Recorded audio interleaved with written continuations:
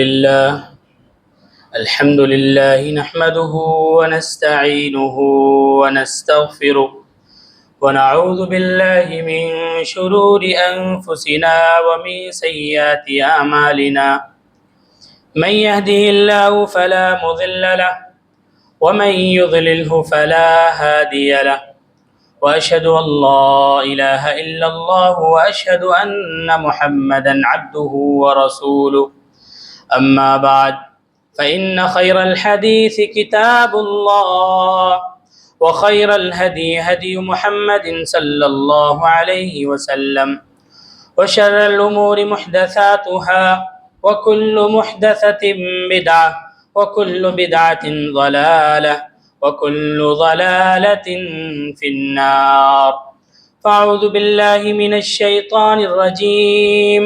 قاف والقرآن المجيد بل عجبوا أن جاءهم منذر منهم فقال الكافرون هذا شيء عجيب أإذا متنا وكنا ترابا ذلك رجع بعيد قد علمنا ما تنقص الأرض منهم وعندنا كتاب حفيظ بل كذبوا بالحق لما جاءهم فهم في أمر مريج أفلم ينظروا إلى السماء فوقهم كيف بنيناها وزيناها وما لها من فروج والأرض مددناها وألقينا فيها رواسي وأنبتنا فيها من كل زوج بهيج تبصرة وذكرى لكل عبد منيب ونزلنا من السماء ماء مباركا فأنبتنا به جنات وحب الحصيد والنخل باسقات لها تلع نضيد رزقا للعباد وأحيينا به بلدة ميتا كذلك الخروج كذبت قبلهم قوم نوح وأصحاب الرس وثمود وعاد وفرعون وإخوان لوط وأصحاب الأيكة وقوم تبع كل كذب الرسل فحق وعيد أفعينا بالخلق الأول بل هم في لبس من خلق جديد. وقال في موضع آخر بسم الله الرحمن الرحيم وأنتم الأعلون إن كنتم مؤمنين. تمام قسم کی تعریف و توصیف، حمد و ثنا، کبریائی و بڑائی اس اللہ رب العالمین کے لیے ہے جس نے ہم تمام لوگوں کو پیدا کیا، مومن بنایا، مسلمان بنایا، موحد بنایا، اشرف المخلوقات کے لقب سے ملقب کیا۔ درود و سلام نازل ہو تمام انبیاء علیہ الصلاۃ والسلام پر، بالخصوص بے حد و حساب تاجدار مدینہ احمد مجتبیٰ محمد عربی صلی اللہ علیہ وسلم پر، ان کی آل پر، ان کی ازواج پر۔ حاضرین جمعہ، پردہ نشی میری ماں اور بہنوں، آج کے خطبہ جمعہ کا موضوع ہے کہ ہماری ذلت، ہماری رسوائی کی وجہ کیا ہے۔ آج پوری دنیا میں مسلمانوں کی جو حالت ہے وہ ناگفتہ بے ہے، مسلمانوں کی جو حالت ہے وہ صحیح نہیں ہے۔ آخر کیا وجہ ہے؟ آپ دیکھیے، اس دور میں تقریباً مسلمانوں کی آبادی پوری دنیا میں 190 کروڑ کے قریب ہے، اور دنیا کی دوسری سب سے بڑا مذہب مسلمان ہے، اسلام ہے۔ سب سے بڑا مذہب عیسائیت ہے، اس کے بعد اسلام ہے۔ ایک تو تعداد اتنی زیادہ، اور مذہب بھی دوسرے نمبر پر، اور موجودہ دور میں تقریباً 58 کنٹریز ایسی ہیں جہاں کے حکمراں مسلمان ہیں، جہاں کے حاکم، جہاں کے بادشاہ مسلمان ہیں، اور وہ اسلامک کنٹری ہے۔ لیکن اتنی بڑی تعداد ہونے کے باوجود آج مسلمان مارے جا رہے ہیں۔ اس کے باوجود نہ ہماری کوئی اہمیت ہے، نہ کوئی ہمارا مقام ہے، اور نہ کوئی وزن ہے۔ آخر کیا وجہ ہے؟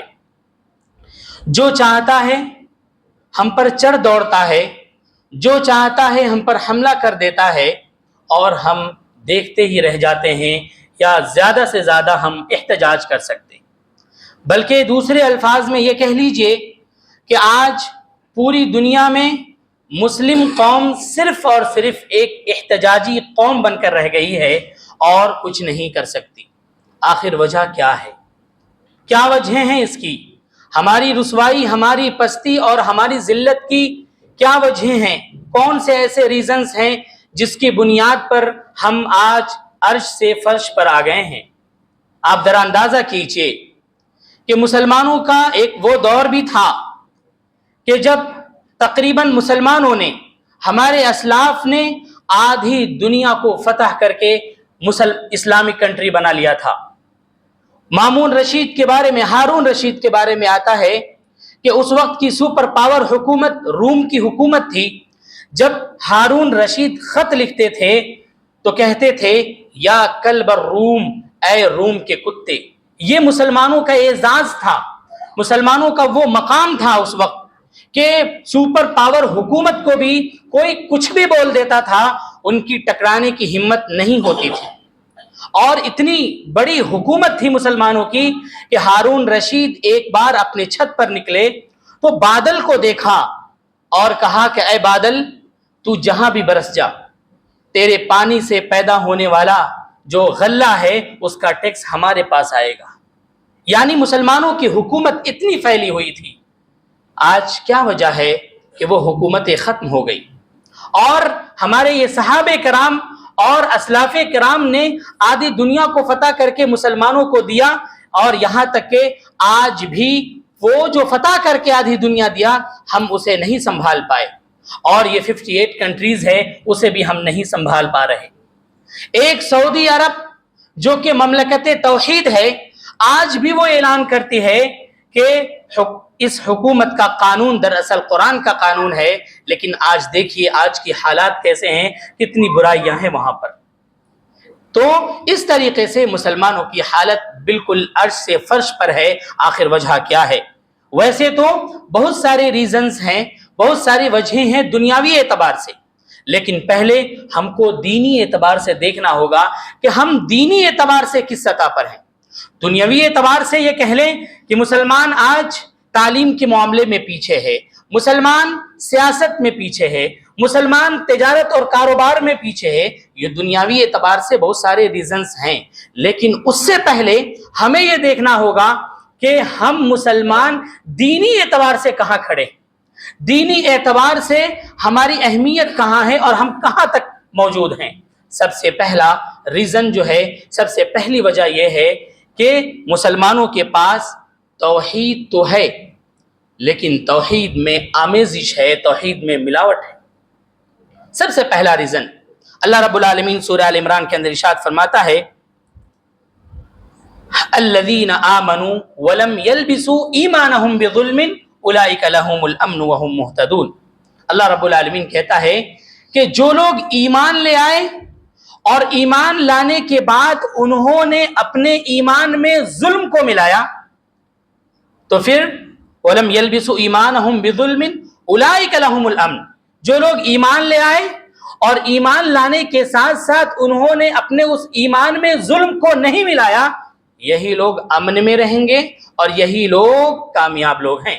صحابہ نے پوچھا کہ اللہ کے رسول، ہر شخص اپنے آپ پر ظلم کرتا ہے، ایمان تو لاتا ہے، بحیثیت انسان تو گناہوں کا پتلا ہے، وہ گناہ کرتا ہے تو اپنے اوپر ظلم کرتا ہے، تو ظلم سے تو کوئی پاک نہیں ہے۔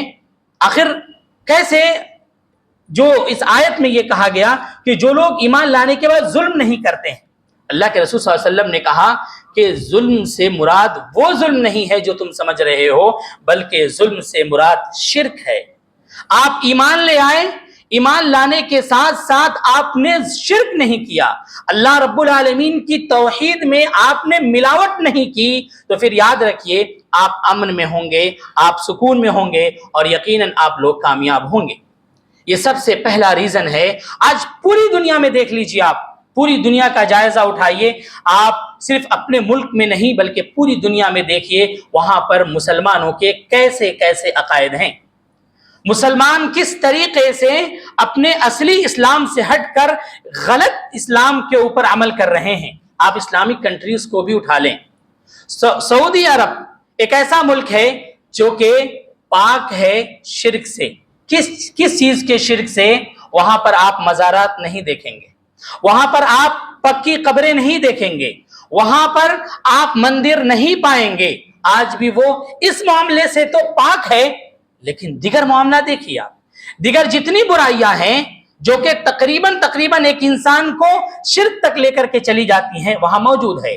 باقی اسلامک کنٹریز یا باقی جہاں پر مسلمان رہتے ہیں, ان کا اسلام دیکھیے کس طریقے سے انہوں نے اپنے اسلام میں ملاوٹ کیا ہے, اور خاص طور سے اپنے ایمان میں شرک کی ملاوٹ کی ہے. اللہ پر ایمان تو رکھتے ہیں, کہتے ہیں میرا رب اللہ ہے, لیکن عبادت کسی اور کی کرتے ہیں. کہتے تو ہیں کہ میرا رب اللہ ہے, ان کے سامنے جھکتے تو ہیں, لیکن کہیں اور جا کر کے بھی جھکتے ہیں. اندازہ کیجئے آپ اللہ کی توحید میں اگر شرک کریں گے, ملاوٹ کریں گے, تو اللہ رب العالمین آپ کو امن میں نہیں رکھے گا, آپ کو ہدایت نہیں دے سکتا. لیکن اگر آپ شرک سے پاک, گناہوں سے پاک آپ ہو کر کے ایک اللہ رب العالمین کے پاس آ جائیے, تو دیکھیے اللہ رب العالمین آپ کی مدد ضرور کرے گا. ایک انسان تمام طرف سے مایوس ہو کر کے جب اپنے رب کے پاس آتا ہے, تمام گناہوں سے کٹ کر کے, تمام بدعات اور خرافات سے کٹ کر کے جب اللہ رب العالمین کے پاس آ جاتا ہے اور اللہ رب العالمین سے مدد طلب کرتا ہے, تو اللہ کی مدد بھی بہت جلد آتی ہے ایسے لوگوں کے لیے. تو اللہ رب العالمین, آج حالت یہ ہے مسلمانوں کی کہ شرک, بدعات اور خرافات اور نہ جانے کیسے رسم و رواج آج اسلام میں داخل ہو گئے ہیں. یہی وجہ ہے کہ آج پوری دنیا میں مسلمان پستی میں ہیں, ذلت میں ہیں, اور لوگ سکون کی تلاش میں ہیں, لوگ امن کی تلاش میں ہیں. قرآن کہتا ہے آپ کو اگر امن چاہیے, الذین آمنوا ولم یلبسوا ایمانہم بظلم, اگر آپ امن چاہتے ہیں تو پھر آپ خالص ہو جائیے اللہ رب العالمین کے لیے. آپ اپنے ہر معاملے میں, توحید تو ہے ہمارے پاس, توحید ہے اور ہم شرک بھی نہیں کرتے, لیکن آپ کو معلوم ہونا چاہیے آپ کے بعض اعمال ایسے ہیں وہ اعمال آپ کو شرک تک پہنچا دیتے ہیں. آپ کے بعض گناہ ایسے ہیں وہ گناہ آپ کو شرک تک پہنچا دیتے ہیں, اور آپ شرک کرنے لگتے ہیں. اور جب آپ شرک کرنے لگیں گے, آپ گناہ کرنے لگیں گے, آپ توبہ نہیں کریں گے, اللہ سے معافی نہیں مانگیں گے, تو پھر اللہ رب العالمین آپ کو سکون اور چین نہیں دینے والا ہے. اللہ رب العالمین قرآن مجید میں ارشاد فرماتا ہے, وَمَا يُؤْمِنُ أَكْثَرُهُمْ بِاللَّهِ إِلَّا وَهُمْ مُشْرِكُونَ, کہ دنیا میں بہت سارے لوگ تو ایمان کا دعویٰ کرتے ہیں, لیکن ایمان کا دعویٰ کرتے ہیں اور اس کے اوپر وہ شرک بھی کرتے ہیں. وَمَا يُؤْمِنُ أَكْثَرُهُمْ بِاللَّهِ إِلَّا وَهُمْ مُشْرِكُونَ. اس آیت کی تفسیر کرتے ہوئے ایک مفسر لکھتا ہے, مِنْ أُولَئِكَ عَبَدَةِ الْقُبُورِ النَّاظِرُونَ لَهَا, اس سے مراد وہ لوگ ہیں جو ایمان کا دعویٰ کرتے ہیں اور شرک بھی کرتے ہیں. اس سے مراد وہ لوگ ہیں جو قبروں پر جاتے ہیں, قبروں کے پجاری ہیں, وہاں جا کر کے انہیں حاجت روا اور مشکل کشا تصور کرتے ہیں, ان سے مانگتے ہیں, ان سے امیدیں وابستہ کرتے ہیں, اپنے رب سے تعلق کو چھوڑ کر کہیں اور جا کر کے تعلق کو قائم کرتے ہیں. اس سے وہ لوگ مراد ہیں کہ ایمان تو ہے ان کے پاس, ایمان کا دعویٰ تو کرتے ہیں, لیکن وہ لوگ مشرک ہیں. وَمَا يُؤْمِنُ أَكْثَرُهُمْ بِاللَّهِ إِلَّا وَهُمْ مُشْرِكُونَ. تو یہ پہلا سبب ہے مسلمانوں کے پستی کا, مسلمانوں کے ذلت کا, مسلمانوں کے زوال کا, کہ آج شرک, بدعات, خرافات, گناہ, عام گناہ بھی آج مسلمانوں میں ہے کہ مسلمان اس سے توبہ نہیں کرتے, مسلمان اپنی اصلاح کرنے کی کوشش نہیں کر رہے ہیں. دوسرا سبب قرآن سے دوری ہے. یہ حقیقت ہے اور یہ کڑوا ایک سچ ہے کہ آج مسلمان قرآن سے دور ہو گیا ہے. میں آپ سے پوچھوں, یہاں جتنے افراد ہیں, کیا آپ کو سورہ فاتحہ ترجمہ کے ساتھ آتا ہے؟ آپ جو چھوٹی چھوٹی صورتیں پڑھتے ہیں نماز میں, کیا آپ کو اس کا ترجمہ معلوم ہے؟ کیا آپ وقت نکال کر پچھلے ایک ہفتے میں آپ نے قرآن کی تلاوت کی ہے؟ بہت سارے لوگ اس سے غافل ہیں, بہت سارے لوگ اس سے غافل ہیں, تلاوت بھی نہیں کرتے, قرآن سمجھتے بھی نہیں. آپ ذرا اندازہ کریے, ایک شخص قرآن سے دور ہو جائے, ایک شخص اللہ کے کلام سے, اللہ کی بات سے دور ہو جائے, اللہ رب العالمین اس قوم کو کیا عروج دے گا؟ نہیں، ایسا ممکن نہیں ہے۔ ایک حدیث ہے، حضرت جبیر بن مطعم رضی اللہ تعالی عنہ کہتے ہیں مقام جحفہ میں ہم لوگ نبی صلی اللہ علیہ وسلم کے ساتھ تھے، صحابہ کرام بیٹھے ہوئے ہیں، آپ صلی اللہ علیہ وسلم نکلے، ہمارے درمیان آئے اور کہا الیس تشہدون اللہ الہ الا اللہ، اے لوگوں سنو، کس سے مخاطب ہیں؟ صحابہ کرام سے۔ اللہ کے رسول نے کہا کیا تم یہ گواہی دیتے ہو کہ اللہ کے علاوہ کوئی معبود نہیں؟ اللہ اکبر، اللہ کے علاوہ کوئی معبود نہیں، یہ گواہی دیتے ہو؟ صحابہ کرام سے پوچھ رہے ہیں، صحابہ کرام سے پوچھ رہے ہیں، اور یہ حقیقت ہے الحمدللہ کہ ہم سب توحید پرست ہیں، ہم سب اللہ پر ایمان رکھتے ہیں، ہمارا ایمان تو ہے، کیا تم گواہی دیتے ہو کہ میں اللہ کا رسول ہوں؟ صحابہ کرام نے کہا ہاں ہم گواہی دیتے ہیں کہ آپ اللہ کے رسول ہیں۔ کیا تم یہ گواہی دیتے ہو کہ یہ قرآن، یہ جو کتاب ہے، یہ اللہ رب العالمین کی کتاب ہے؟ صحابہ کرام نے کہا ہاں، یہ تین گواہی اللہ کے رسول صلی اللہ علیہ وسلم نے لی۔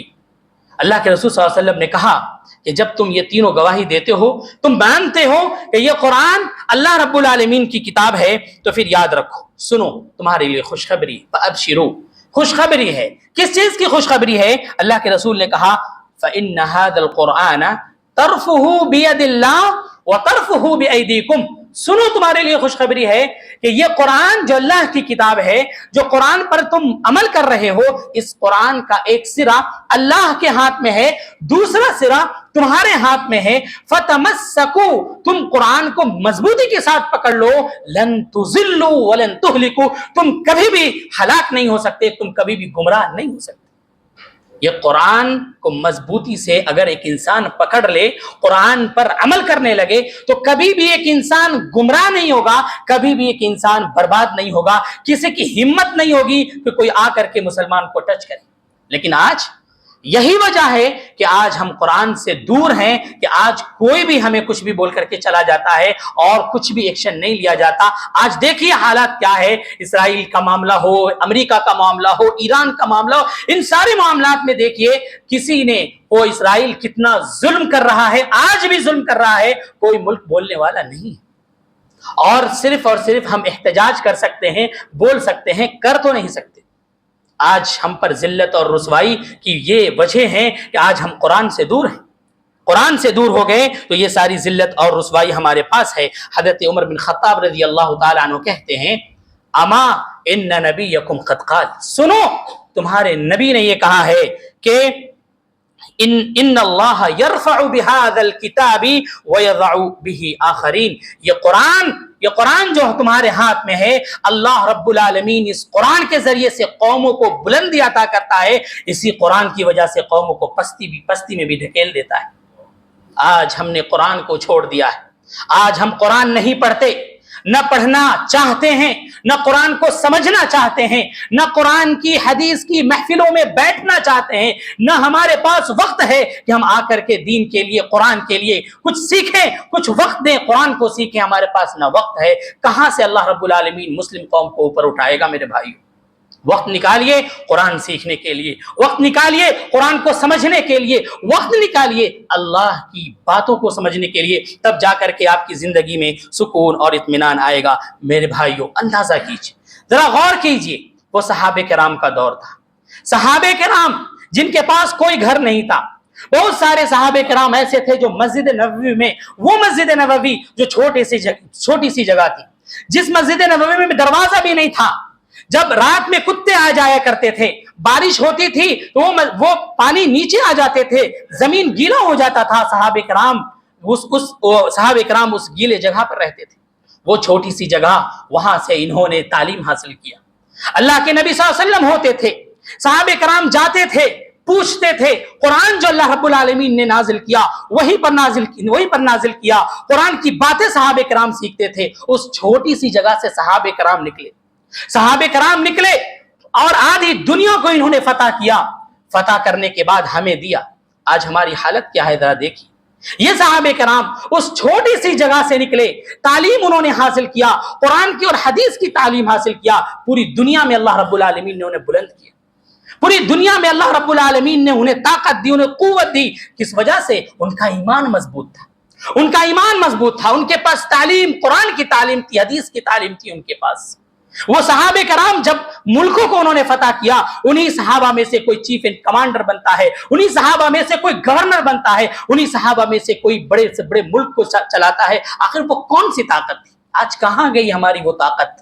آج کہاں گئی وہ ہماری ایمانی جذبہ، ہمارا ایمانی قوت، ایمانی طاقت؟ سب ختم ہے۔ آج ہم صرف اور صرف دنیا کو حاصل کرنے کے پیچھے لگے ہوئے ہیں، اور آج ہم پستی میں ہیں، ذلت میں ہیں۔ تو پہلا سبب توحید میں ملاوٹ ہے، شرک ہے۔ دوسرا سبب قرآن سے دوری، اور تیسرا سبب حدیث سے دوری، سنت سے دوری۔ آج لوگ سنت پر عمل نہیں کرتے، آج سنت پر، صحیح حدیث پر عمل نہیں کیا جا رہا۔ اللہ رب العالمین قرآن مجید میں ارشاد فرماتا ہے فَلْيَحْذَرِ الَّذِينَ يُخَالِفُونَ عَنْ أَمْرِهِ أَن تُصِيبَهُمْ فِتْنَةٌ أَوْ يُصِيبَهُمْ عَذَابٌ أَلِيمٌ۔ اللہ رب العالمین کہتا ہے خوف کھانا چاہیے، ڈرنا چاہیے ایسے لوگوں کو جو لوگ سنت کا مذاق اڑاتے ہیں، سنت کی خلاف ورزی کرتے ہیں، کہیں ایسا نہ ہو کہ وہ فتنے میں مبتلا ہو جائیں، یا اللہ رب العالمین عذاب اچانک سے ان کے اوپر نازل کر دے۔ اس آیت کی تفسیر کرتے ہوئے جعفر بن محمد کہتے ہیں کہ یہ جو فتنہ کہا گیا کہ اگر آپ سنت کی مخالفت کرتے ہیں تو کہیں اللہ تبارک و تعالیٰ آپ کو فتنے میں مبتلا کر دے، تو فتنے سے مراد انہوں نے لیا ہے سلطان جائر یسلط علیہم۔ اللہ رب العالمین سنت کی مخالفت کرنے والوں کی وجہ سے اللہ رب العالمین تمہارے اوپر ظالم اور جابر حکمراں کو مسلط کر دے گا، اور وہ جیسے چاہے گا تمہارے ساتھ معاملہ کرے گا۔ آج بالکل ایسا ہی ہو رہا ہے، ہمارے اوپر ظالم اور جابر بادشاہ مسلط ہے ہمارے اوپر، اور او یصیبہم عذاب علیم، اور اللہ رب العالمین تمہیں دردناک عذاب میں مبتلا کر دے گا۔ اس کی تفسیر میں وہ کہتے ہیں وہو القتل، قتل ہے، یہ فتنے میں مبتلا کرے گا، ظالم اور جابر بادشاہ کو اللہ مسلط کر دے گا، اور عذاب علیم سے مراد قتل ہے، تمہیں وہ ظالم اور جابر بادشاہ جب چاہے گا، جیسے چاہے گا قانون لاگو کرے گا اور تمہیں قتل کرے گا۔ آج پوری دنیا میں کچھ اسی طریقے سے ہو رہا ہے، سنت کا مذاق اڑانے والوں اور اس طریقے سے سنت کی خلاف ورزی کرنے والوں کی وجہ سے آج اچھے مسلمان بھی پیچھے جا رہے ہیں۔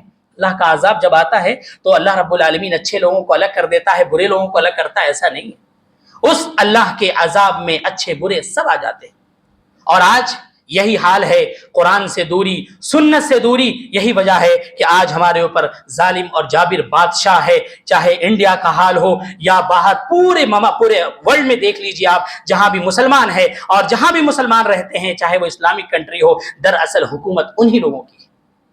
آج قرآن سے دوری، سنت سے دوری، توحید میں آمیزش، یہ ساری کی ساری چیزیں ہماری ذلت اور پستی کی علامت بن گئی ہے۔ اسی طریقے سے چوتھا سبب ہے حب الدنیا وکراہیت الموت۔ دنیا کی محبت ہمارے دل میں پیوست ہے، اور موت سے نفرت ہو گئی ہے آج۔ اسی وجہ سے آج ہم پستی میں ہیں، ذلت و خوار میں ہیں۔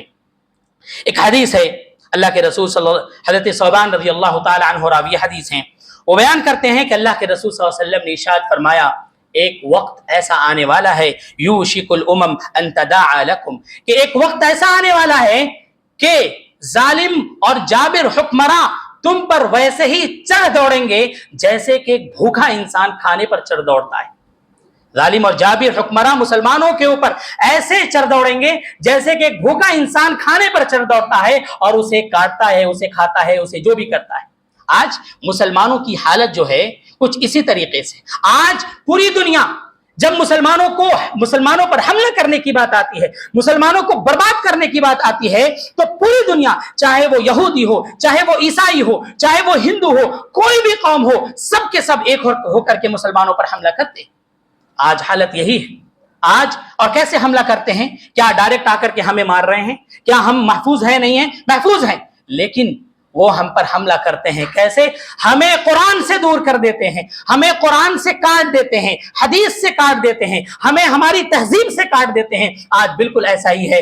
آج ہم خالی وقت میں ہمیں قرآن پڑھنا چاہیے تھا، خالی وقت میں اللہ کا ذکر کرنا چاہیے تھا، تو ہم موبائل میں بیٹھے ہوئے ہیں، موبائل میں شارٹ ویڈیوز دیکھ رہے ہیں، موبائل میں اپنے وقت کو یوں ہی ضائع کر رہے ہیں۔ ہمیں خالی وقت میں اللہ کا ذکر کرنا چاہیے تھا، تو ہم اپنے دوستوں کے ساتھ بیٹھ کر کے دنیا کی گپاشتی کرتے ہیں۔ آج وہی حال ہے۔ آج ہماری تہذیب ہے، آج ہم مسلمانوں کو ہماری تہذیب سے کاٹ دیا گیا ہے۔ یہی وجہ ہے آج ہم دیکھیے اپنے گھروں میں اپنے گھروں میں دیکھیے پورے یورپین کنٹریز کے ہمارے پاس تہذیب موجود ہے، چاہے لباس ہو، چاہے کھانا پینا ہو، رہنا سہنا ہو، چاہے جس طریقے سے بھی ہو، مکمل طور پر ہمیں کاٹ دیا گیا ہے ہماری اپنی تہذیب سے، ہمیں قرآن سے، ہمیں حدیث سے، ہمیں اسلام سے، صحیح اسلام سے بھی کاٹ دیا گیا ہے۔ آج یہی وجہ ہے ذلت اور رسوائی ہم پر مسلط ہو گئی۔ صحابہ کرام نے کہا اللہ کے رسول وہ دور آئے گا کیا ہم لوگ تعداد میں کم ہوں گے کیا؟ اللہ کے رسول نے کہا نہیں نہیں نہیں، تمہارے پاس تعداد بہت زیادہ ہوگی، تم بڑی تعداد میں ہوگے، اس کے باوجود یہ حالت ہوگی، اللہ رب العالمین تمہارے اوپر دشمنوں کا جو خوف ہے وہ نکال دے گا اور اسی طریقے سے وہن ڈال دے گا، کمزوری ڈال دے گا۔ صحابہ کرام نے پوچھا کہ یہ کمزوری کیا ہے؟ صحابہ کرام نے پوچھا کہ یہ کمزوری کیا ہے؟ تو اللہ کے رسول صلی اللہ علیہ وسلم نے ارشاد فرمایا کہ حب الدنیا و کراہیت الموت، کمزوری یہی ہے کہ آخری زمانے میں لوگوں کو دنیا کی محبت ڈال دی جائے، پیسے کی محبت ڈال دی جائے گی، اور اسی طریقے سے وہ دنیا کسی طریقے سے کما لے، بڑا انسان بن جائے، ہمارے پاس گاڑی آ جائے، بنگلے آ جائے، کچھ بھی آ جائے، بس بڑا بن جائے، آخرت کی کوئی فکر نہیں ہوگی۔ آج یہی وجہ ہے، ان ساری وجوہات کے بنیاد پر آج ہم ذلت میں ہیں، رسوائی میں ہیں، خار میں ہیں۔ میرے بھائیوں، اپنا تعلق اللہ سے قائم کیجئے، اپنی توحید کو مضبوط کیجئے، قرآن کو پکڑیے، صحیح حدیث پر عمل کریے، اپنی اصلاح کرنے کی کوشش کیجئے تاکہ ہم اس دنیا میں بھی اچھی زندگی گزار سکیں اور آخرت میں بھی انشاءاللہ اللہ رب العالمین ہمیں کامیاب کرے۔ آمین، ما توفیق الا باللہ۔